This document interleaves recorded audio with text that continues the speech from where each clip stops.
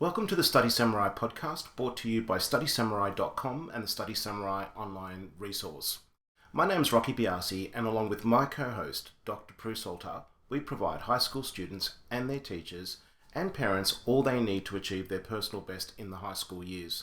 In this episode, we look at identity beliefs. Identity beliefs are the stories that we tell ourselves about ourselves. You know the ones I mean. I'm not good enough.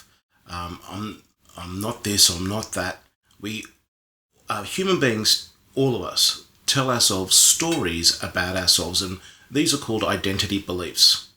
The stories we tell ourselves, yes. If you pay attention, you'll notice that every human being runs mental stories about the world, other people, the weather, the list goes on.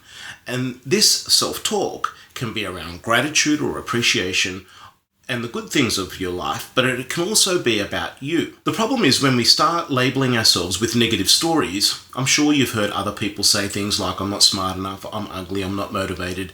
And if you take note, you'll also see that you have a range of negative stories that you tell about yourself. We call these identity beliefs, and they can be summed up like this. I'm not, fill in the blank, enough. I'm not, fill in whatever it is, enough. These negative thoughts have an effect on our emotions and how we feel, and that also drives what we do and our actions. The challenge is to help people to change these negative beliefs, because when we hear someone say something negative about themselves, we can tend to rush in and say, no, you are smart.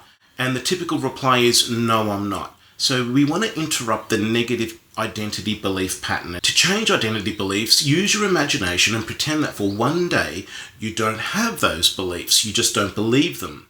So how would you think differently? How would you feel different?